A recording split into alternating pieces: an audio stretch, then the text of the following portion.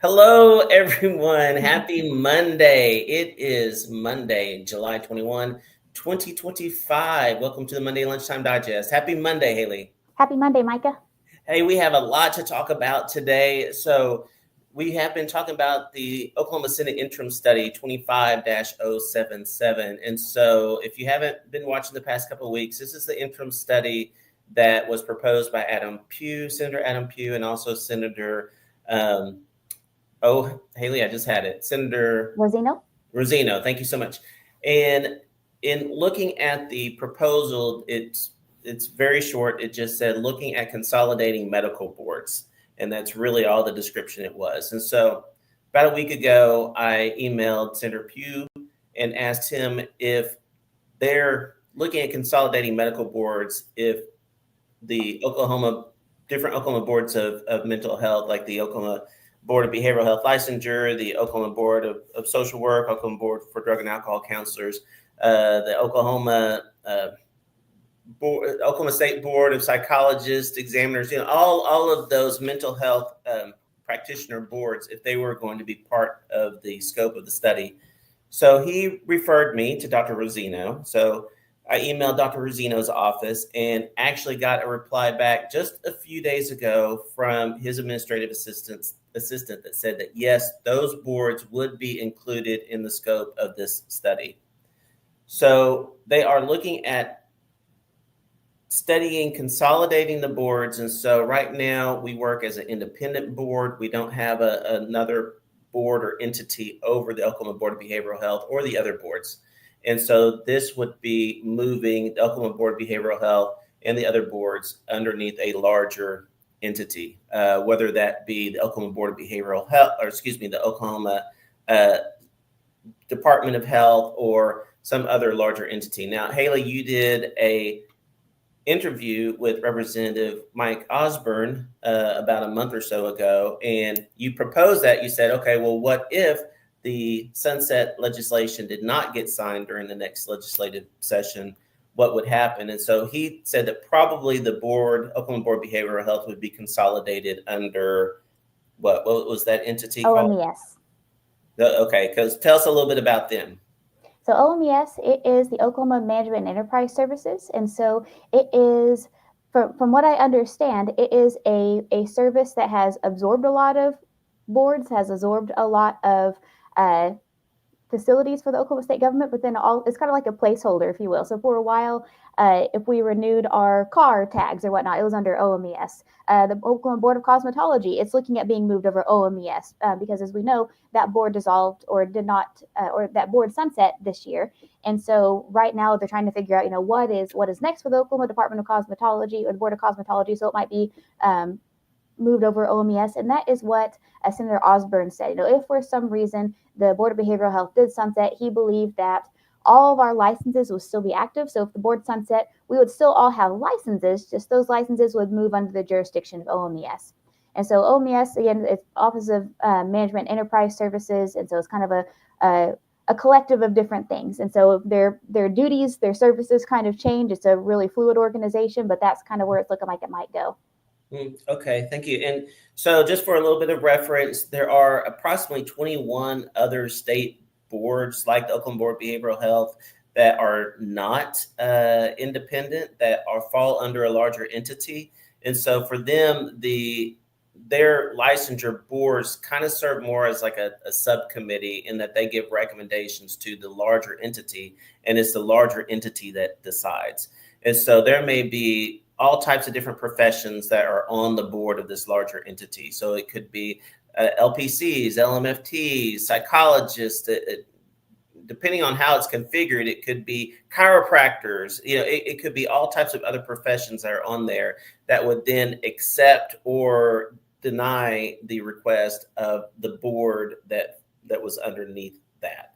And so that can cause some problems. I know recently heard from a practitioner from Texas that apparently their board is underneath a larger board in Texas, their LPC board, and also their psychologist board, and said that one of the areas of conflict is that the psychologists don't like having these other professionals telling them what to do because their psychology board is not independent. It's over a larger entity. So they have master's level clinicians that are serving on that larger entity in Texas that are then telling their psychology board that is dependent, that's not independent board, yes, we will accept this or no. And so the psychologists there kind of get their feathers ruffled a little bit. So anyway, that is what they're looking at doing here in Oklahoma. So, for me, going back to the HIE that happened, here a few years ago, where a lot of mental health therapists felt like that they were caught off guard about that. And of course, thanking Shay Espinoza again for bringing that to our attention, that the law had actually passed and that it was going to the Oklahoma, who was it, Hayley? OHCA? What are you referencing, Mike? I'm so sorry. Yeah, looking at making the rules for the law. No, I believe it was the Oklahoma Department of Mental Health and Substance Abuse Services that were tasked with making the rules. Oh, okay. Well, yeah, it was with them or OHC, whoever it was going to them to make the rules. That's whenever it got on mental health counselors' radar, and so then Shay Espinoza helped to start this grassroots movement to look at getting the HIE changed, and eventually it was changed so that mental health therapists are not required by law to participate in it. They may, but they don't have to. But that really started this whole realization as mental health therapists that we are largely unaware about what happens in the Oklahoma legislation. And so this interim study, in all honesty, it was the first time that I'd ever even heard about interim studies until a couple of weeks ago. And come to find out that there have been several interim studies that have been done in the past from the Senate and presumably from the House of Representatives as well, because they do their own interim studies on looking at consolidating the board. Apparently, at one time, there was consideration about putting drug and alcohol counselors under the Oklahoma Board of Behavioral Health Licensure. I think if I understand right, that was an interim study. So these things have been looked at before, but most mental health therapists haven't heard about it, haven't known what to do to try to help educate legislators on why this would or wouldn't be a good idea. And so that's a big reason why we're doing what we're doing, is trying to help mental health therapists know what's going on so that they can be better informed and know how better to advocate for the profession and, of course, for our clients as well. So I actually emailed Senator Rose, help me with the name again, Hayley. Paul Rosino. Rosino, thank you so much. I'm sorry, Senator Rosino. I actually emailed his office and emailed Senator Pugh, and I told them my personal stance on it. So this is not OCI. This is just Micah Perkins. That I feel like that making the Oklahoma Board of Behavioral Health licensure dependent on a larger entity, that it would actually add another layer of bureaucracy, that it would make it less efficient. Feel like that the Oklahoma Board of Behavioral Health runs pretty efficiently. People may agree or disagree with me, but putting it underneath a larger entity would make it inefficient, add another layer of bureaucracy. So I personally do not think it's a good idea. But I just, in a very matter-of-fact way, I said that this is my personal feeling. So just very matter-of-fact, not getting salty in any way. But I offered to them, hey, if you would like for me to try to elicit the opinion from my fellow counselors to be able to get some of that information to you, then I'm happy to help the committee in their interim study get that information so that they can make a more informed decision on their study. And so if you would like to email Senator Rosino, then we have the email address here that you can email him and just let him know the same thing. Just let him know your opinion. Either you are for the different mental health boards being independent and not being under a larger entity, or you're for it being under a larger entity, because maybe you don't think your particular board is running very efficiently and you think that there needs to be a larger entity over them. Whatever your thoughts and feelings are about that, but just staying very matter of fact with it, not getting salty with them because they're just trying to gather information at this point. And then if you feel like offering just your services to them, hey, I'm happy to come up there and talk with you about it. I'm happy to consult with my colleagues to get their opinion about it. Just letting them know that you're available to give them information so that they can study this in a good way to get that information. So encourage you to email Senator Paul Rosino and just let him know that you're available, let him know your thoughts, and then also just to let him know that it's on our radar. And so letting them know that, hey, it's on our radar, we're watching this, helps them to know that we're interested in it as well and have opinions about it. So encourage you guys to do that. Yes. So again, you can reach out to Paul Rosino at oksenate.gov. You can also contact his website. If you go to the Oklahoma the Oklahoma Senate website, you can also find the phone number there and a contact us form. So whatever method is easiest for you, either way, I'm sure your vote will be counted. Yes. And again, Paul Rosino, he is the committee chair of the Health and Human Services Committee for the Oklahoma Senate. So they have the option to define the scope of whatever interim study that comes to them and to schedule the interim study, or they cannot schedule it at all. So it may be that they decide not to schedule it. And if you email Senator Rosino's office and you don't get a response, don't worry about it. They're very busy and doing things. I feel pretty sure that even though we may not get something back from them, thank you for reaching out or go jump in a lake. I mean, if we don't get anything back from them, I'm pretty sure that it still hits their desk and that they see the type of interactions that they're getting from the community. So encourage you guys to email them and just let them know that you're available to help them in their study. All right. So what's going on with OCI, Hayley?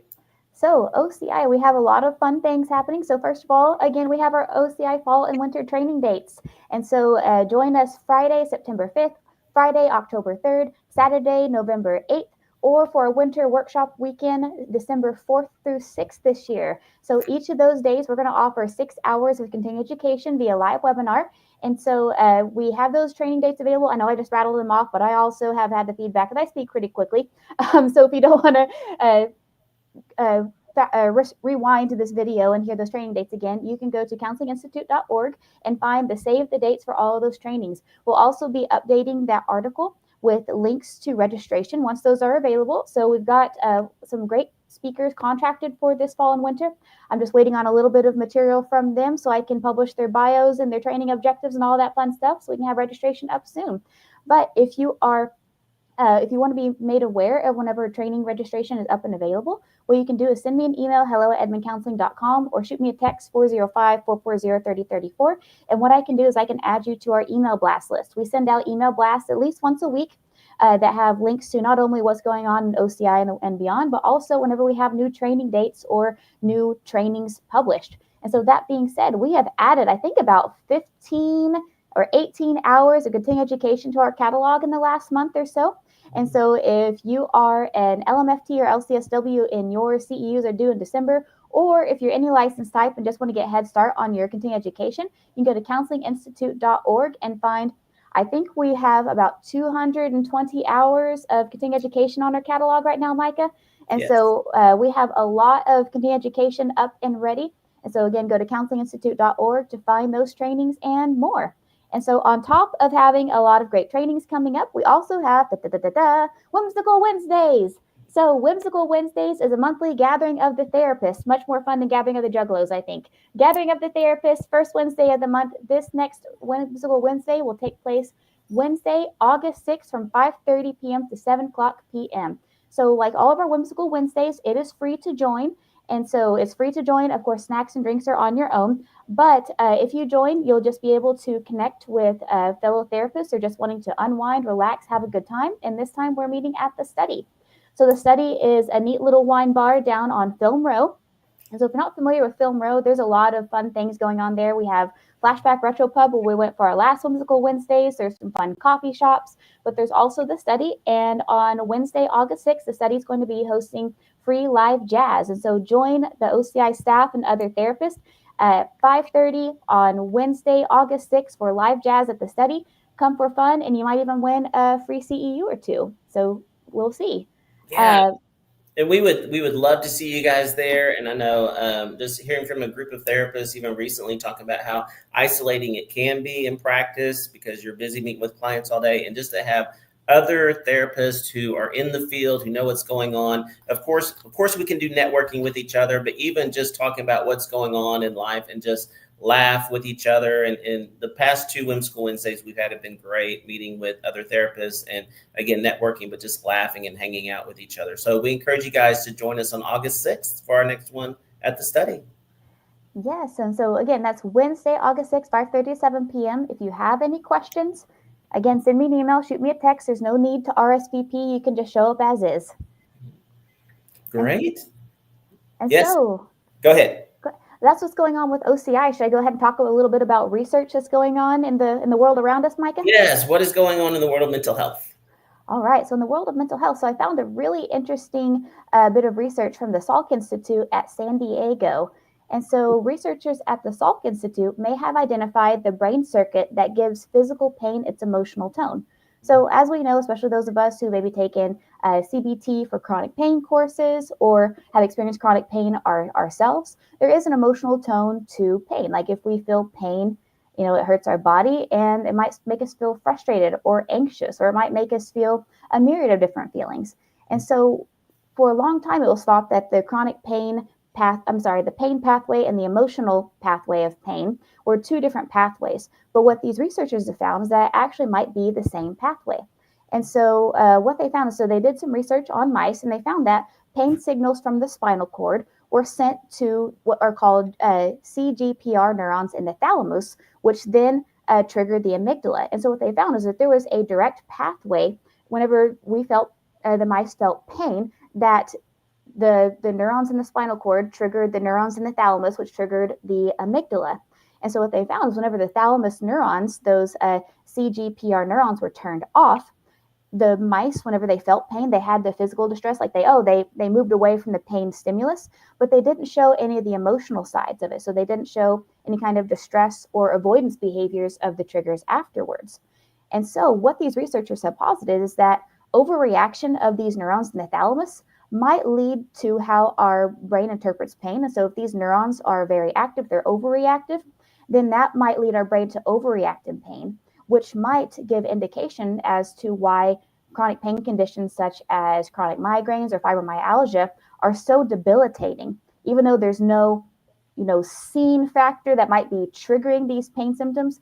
Our reaction of these neurons in the thalamus might be contributing to how we're experiencing this pain, which might exacerbate chronic pain symptoms or chronic pain conditions such as fibromyalgia or, like I said, migraines. And so what's interesting is this same neural pathway is the one that is activated whenever we experience any kind of loneliness, grief, or heartbreak.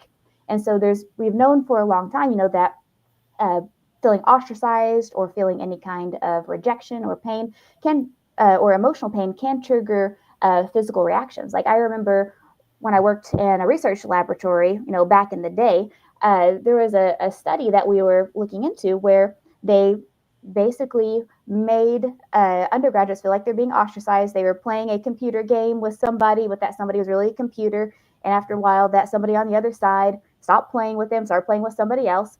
And whenever they reported feeling ostracized, their pain receptors were going off. And those pain receptors were actually, whenever they gave the undergraduate students ibuprofen, not only did the pain decrease, but their feelings of ostracization decreased too. So we've known for a long time that emotional pain can cause physical pain, but now we seem to have, these researchers believe they have found the exact pathway that might be really contributing to this. And so for a while, it has been known that the CGPR neuro blockers, so medications that block neural activity, has been a treatment for chronic migraines for a long time. But now what these researchers are suggesting is that these kinds of blockers may also be helpful for pain conditions such as fibromyalgia, but even going a step further, the emotional distress that is experienced after trauma, so PTSD. Because, in these mice, whenever they administered the blockers for those neurons, they didn't show the avoidance behaviors, didn't show the fear behaviors. They're positing, of course, more research needs to be done, but these blockers might also be helpful with PTSD too. So think about PTSD symptoms, it's all about how the amygdala is reacting after a traumatic event, after it's experiencing that pain. And so it's just really interesting emerging research. Again, you can read more. You can go to the Salk Institute's website, or you can go to I found this on sciencedirect.com. And so very interesting study for the us understanding how chronic pain is works, I guess. I mean, I know we could probably talk about this for an hour, but looking at how support groups fit into that, because Mm-hmm. as you talk about, it's the same pathway as loneliness, then having a support group where people feel that connection with each other. And yes, we're dealing with the same physical element together and things like that, how that can help aid with the pain because it Mm-hmm. helps to decrease that feeling of loneliness in that. So, thinking about how the therapy that we do, that yes, there's psychological benefit to it, but it's also a very biological process. Sitting in the room with someone who's listening to you non-judgmentally, it produces that oxytocin and things like that, which helps people to feel better and less stressed. And this is just another way that shows that what we do has a very biological basis in helping people. Absolutely, too. And I think it also, hopefully for the medical, I think for the mental health community too, gives more power to those folks with chronic pain conditions, fibromyalgia or migraines. That hey, this is has nothing to do with overreaction. Like there is something going on in our brain that is leading to this experience of pain. This is definitely, even though maybe it can't be pinpointed through diagnostic tests, there is a reaction going on in the brain that is leading to how our body is interpreting our experience, thus leading to that increase in pain. Mm-hmm. All right. Well, thank you very much for that. So Yeah. we have a lot going on at Edmond Counseling Professional Development. And so just to remind people about the services we have here, in addition to counseling services, individual, family therapy, we also have Smart Recovery. And so that is a non-12-step approach to treating people that deal with addiction, if it's a substance abuse or also a process addiction. And then we also have Family and Friends. And Family and Friends is Smart Recovery's answer to Al-Anon. So it's obviously family and friends who have someone who is dealing with an addiction of some sort. Again, if it's substance abuse or a process addiction like gambling or pornography use. We host that here on Wednesday nights with Sarah Mears Ivy. She does that. It's hybrid, so it's in person and online. And to learn more about those, just go to smartedmond.com. And also, in addition to that, we also provide wellness training for organizations. So if you have a mental health clinic or a mental health hospital, and yes, we provide continuing education for mental health therapists, but even just the frontline staff, if it's case managers or mental health technicians, things like that, that you would like to do a training on dealing with burnout or how to come from a dealing with cultural and diversity, which I know a lot of that's being taken out of some of the things with the new with the new administration, but just all kind of those different topics on how to deal with the stress of working in mental health settings. If it's for direct line staff, case managers, people other than therapists, then we can provide training for them as well. And we can do that on site or also via Zoom, or develop an online course available for your facility. So check us out. To learn more about those things, you can look at the website at edmondcounseling.com, or you can also reach out to us at hello@edmondcounseling.com and 405-440-3034. And we'd be happy to provide you with that information. Absolutely. All right. So, Hayley, do we have a winner for this week? We do. Our winner this week is Kathy Klingen. Hey, congratulations, Kathy. So what has Kathy won? Kathy has won a free on-demand course with the Oklahoma Counseling Institute. Congratulations, Kathy. So how can she get her course, Hayley? So, Kathy, you can send me an email at the email below or shoot me a text 405-440-3034. Let me know which course you'd like, and I will give it to you. And if you'd like to be like Kathy and you'd like to be entered into next week's drawing, you can do one of three or all three things. You can like this post, you can share this post, or you can comment your answer to today's question. Every time you do one of those three things, not only do you help us grow, help us be seen by others, we also get entered into a chance to win next week's prize. And so, that being said, our question today comes from Micah Perkins.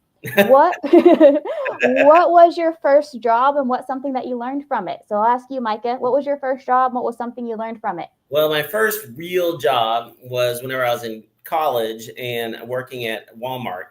And so Ah, working at Walmart as a cashier, what did I learn from that? I learned from that that's hard work, man. And so standing there at a cash register and then, of course, going around doing some stocking and things like that. So I learned to appreciate the hard work that job entails. So, Hayley, what was your first job? So I kind of started both my first jobs at the same time. So you know me, I always have multiple jobs, but I started selling Avon and selling Western furniture at the age of 13. Nice. Yes, so selling Avon, I was the top Avon salesman for Beckham County. My first month selling Avon at the age of 13. So, and then I also sold Western furniture store at my mom's store, and so I had a lot of social anxiety. And then my parents looked at me and said, "You can't have social anxiety and run the family business." So I got over that social anxiety real quick.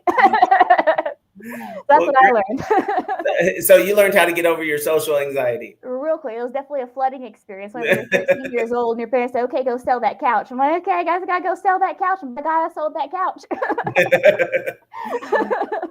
So if you'd like to answer this week's question, tell us what your first job was and what you learned from that experience, then just type that in the comments below. And as Hayley already said, anytime that you comment, you answer the question, or you like this post, or you share this post, then you are entered in to win for continuing education drawing next week. Yes, and so thank you all so much for watching today. Thank you all so much for liking. Thank you so much for attending our trainings, and we appreciate your support. Yes, thank you guys for supporting our mission of providing quality education for Oklahoma mental health professionals, as well as relevant news and resources. So thank you guys very much. Everyone have a good week, and we'll see you next Monday. Take care. Bye, everyone.